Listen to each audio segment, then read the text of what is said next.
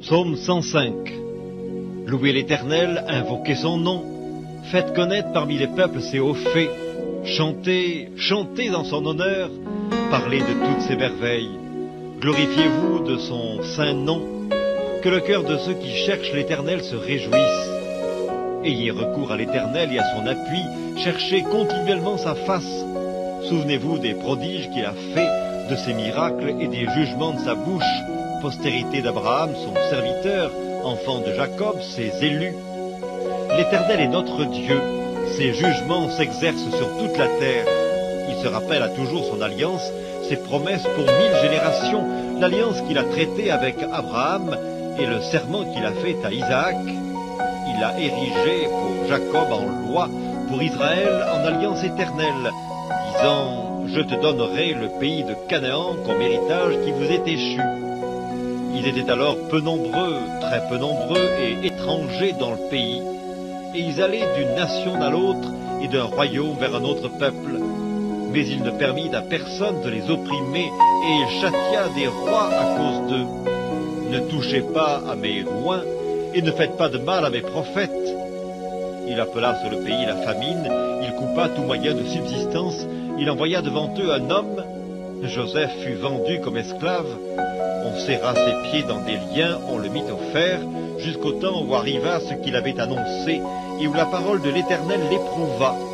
Le roi fit ôter ses liens, le dominateur des peuples le délivra, il l'établit seigneur sur sa maison et gouverneur de tous ses biens, afin qu'il pût, à son gré, enchaîner ses princes, et qu'il enseignât la sagesse à ses anciens.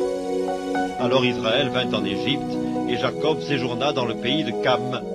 Il rendit son peuple très fécond et plus puissant que ses adversaires.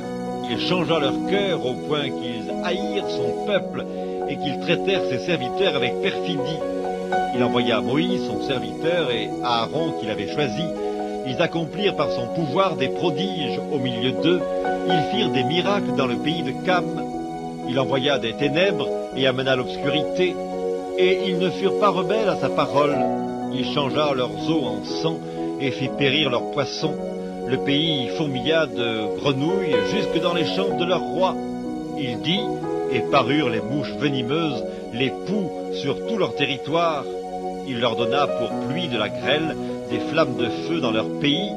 Il frappa leurs vignes et leurs figuiers, et brisa les arbres de leur contrée. Il dit, et parurent les sauterelles, des sauterelles sans nombre, qui dévorèrent toute l'herbe du pays, qui dévorèrent les fruits de leurs champs.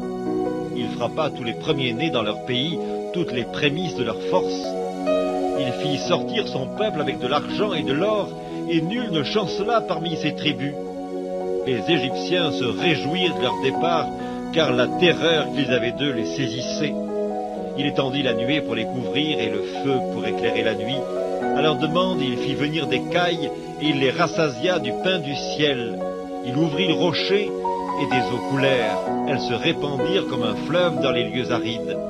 Car il se souvint de sa parole sainte et d'Abraham, son serviteur. Il fit sortir son peuple dans l'allégresse, ses élus au milieu des cris de joie. Il leur donna les terres des nations, et ils possédèrent le fruit du travail des peuples, afin qu'ils gardassent ses ordonnances et qu'ils observassent ses lois. Louez l'Éternel.